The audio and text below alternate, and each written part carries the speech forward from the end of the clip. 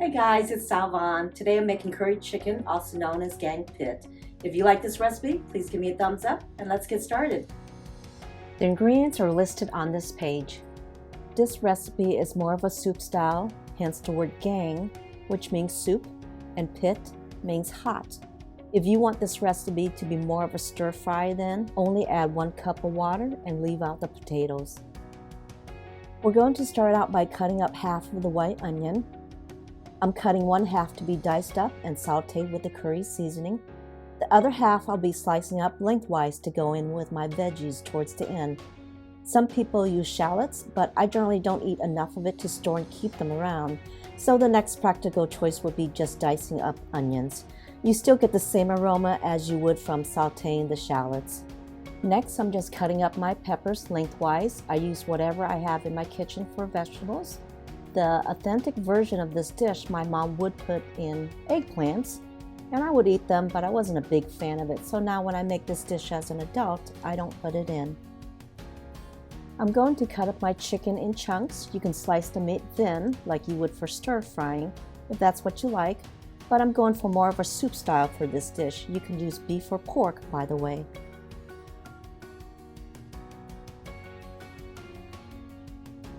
My pot is set up to medium-high heat, in which I'll be adding in my oil. Then I'll be sauteing the diced onions and Kaffir leaves for about 2 or 3 minutes.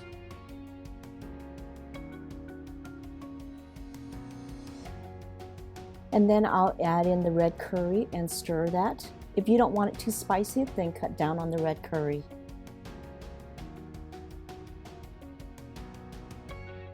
You'll then add in the chicken. Stir fry that until all the chicken is almost cooked. Basically, you want the outer edges of the chicken pieces to be nice and brown, and then I'll add in the 1.5 cup of water.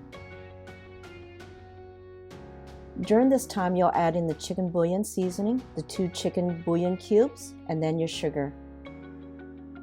Cover and let medium simmer for about 20 minutes. This will allow your chicken or meat of choice to be really tender and soak in all the spices. Add in the potatoes and green beans, and the rest of your veggies. If you prefer the green beans, onions, and peppers to be a little bit more crisp, then you can add that towards the end of your cooking time and cook for additional 5 to 7 minutes. I did add in about 2.5 cups of water to the pot. Cover and cook for another 12 minutes. This is basil. I generally freeze them and it's ready to go when I need them. And then I'll add in the can of coconut milk. Some people add the coconut milk in the beginning stages when they first simmer, but either way is fine.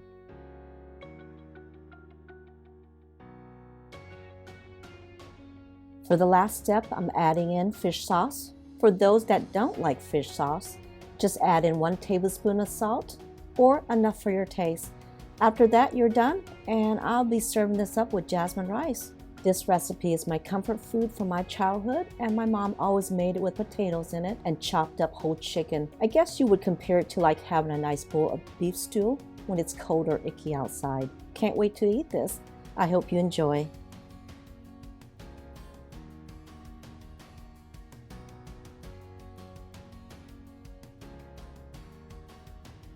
Thank you for watching my video. Please like and comment and share this with your family and friends. To see when I upload new videos, please subscribe to the channel.